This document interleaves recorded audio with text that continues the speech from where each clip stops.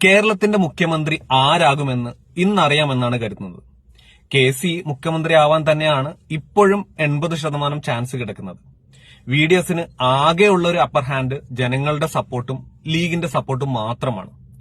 അതില്ലായിരുന്നെങ്കിൽ KC എപ്പോഴേ സത്യപ്രതിജ്ഞ ചെയ്തിട്ടുണ്ടാവും.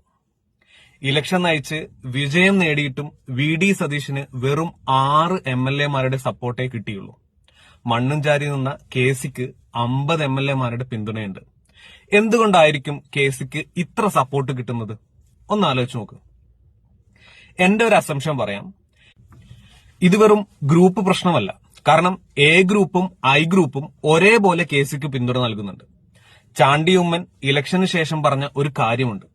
ഇലക്ഷൻ പ്രചരണത്തിനായി ലഭിച്ച 1 കോടിയിൽ 21 ലക്ഷം മാത്രമേ ചെലവായുള്ളൂ എന്ന്.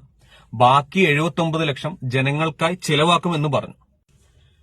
അതായത് വിജയത്തിന് 99% ചാൻസ് ഉള്ള പുതുപ്പള്ളി മണ്ഡലത്തിൽ പോലും 1 കോടി ഫണ്ട് എത്തിയിട്ടുണ്ട് എന്നർത്ഥം.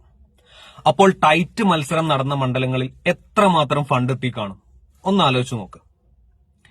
ഈ ഫണ്ട് കൊണ്ടുവന്ന ആൾ ആരാണ്? അതിനുത്തരമാണ് ഇന്നലെ വന്ന സന്ദീപ് വാര്യർ മുതൽ KPCC പ്രസിഡന്റ് സണ്ണി ജോസഫ് വരെ വോട്ട് ചെയ്ത പേര്. Yes, KCB. ലൂസിഫറിൽ ബോബി പറയുന്നത് പോലെ ഇത്തവണ ആപ്പയൂപ്പയോ ഒന്നുമല്ല ഫണ്ട് ചെയ്തിരിക്കുന്നത്. Something is being cooked behind.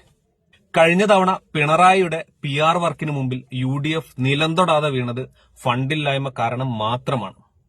എന്നാൽ ഇത്തവണ പ്രചരണത്തിൽ UDFന് ക്ലിയർ അപ്പർ ഹാൻഡ് ഉണ്ടായിരുന്നുവെന്ന് നമ്മൾ ഓരോരുത്തരും കണ്ടതാണ്. ഇനി ഹൈക്കമാൻഡിനെങ്കിലും കുറച്ച് വെളിവ് വന്ന് എന്തെങ്കിലും മിറാക്കിൾ സംഭവിച്ചാൽ ഭാഗ്യമെന്ന് കരുതാം. അല്ലെങ്കിൽ മറ്റ് സംസ്ഥാനങ്ങളിലെ പോലെ കേരളത്തിലും കോൺഗ്രസ് നശിച്ചിരിക്കും തീർച്ച.